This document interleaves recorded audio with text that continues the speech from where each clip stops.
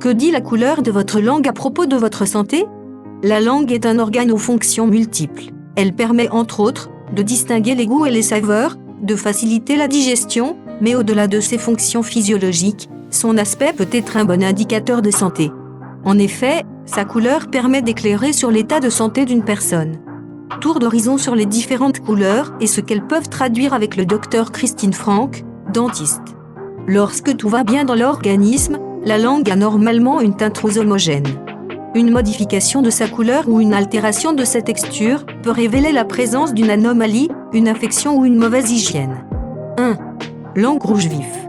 La langue rouge vif, appelée aussi langue framboisée, est un signe de la scarlatine ou de la maladie de Kawasaki.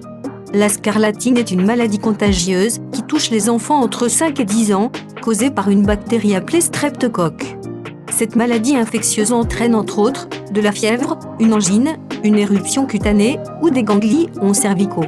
La scarlatine peut aussi causer des douleurs abdominales et parfois des vomissements.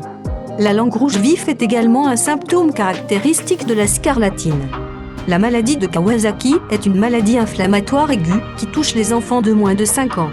Parmi les symptômes qui peuvent accompagner cette maladie, on cite de la fièvre qui persiste jusqu'à 2 semaines malgré les antibiotiques, une pharyngite accompagnée d'une langue framboisée, une rhinite, une inflammation ou irritation de l'œil, conjonctivité bilatérale, des lèvres rouges et fissurées, des ganglions cervicaux.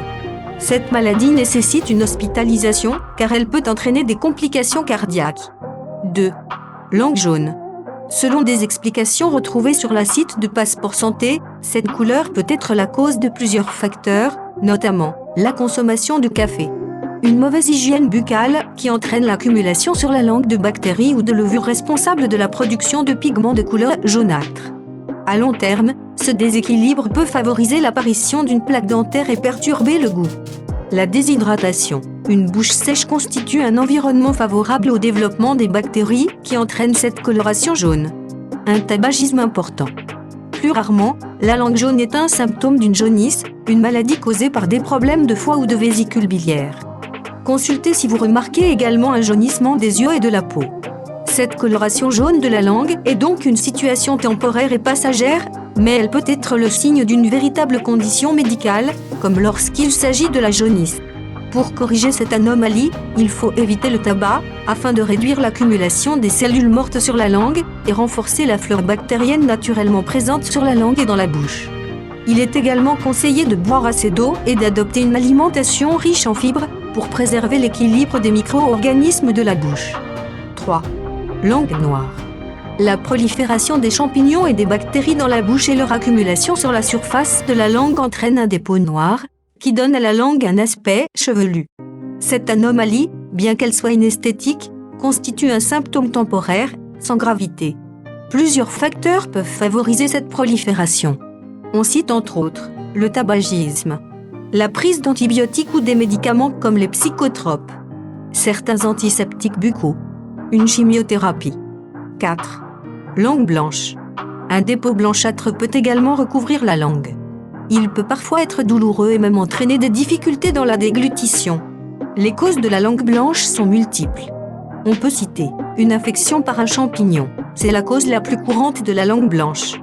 On parle dans ce cas de la candidose, qui est une infection qui résulte généralement de la prise d'antibiotiques. En effet, la flore digestive est perturbée par des bactéries lors de la prise de ces médicaments, et c'est ce qui permet à certains champignons de proliférer dans la bouche et dans le tube digestif. Le reflux gastrique. Il est également une cause fréquente de la blancheur de la langue. Cette acidité de l'estomac, qui remonte vers l'œsophage, entraîne une irritation au niveau de la bouche et du tube digestif. Dessèchement de la langue. Le stress, le tabac ou la prise des antidépresseurs ou des antihistaminiques modifient la quantité de la salive et provoquent un dessèchement de la langue, responsable de la couleur blanche. Maintenir une bonne hygiène buccale est donc important pour prévenir l'apparition de ces dépôts blanchâtres. Il ne faut pas non plus oublier de boire suffisamment d'eau et de manger équilibré pour préserver l'équilibre de la flore bactérienne de la langue, mais aussi celle de l'intestin. Pour enlever ce dépôt blanchâtre, vous pouvez également racler votre langue avec un gratte-langue qui vous permettra de surcroît de nettoyer votre langue des résidus de la nourriture et des bactéries. Il est donc essentiel de surveiller la couleur de sa langue pour avoir une idée sur son hygiène de vie, mais aussi sur son état de santé.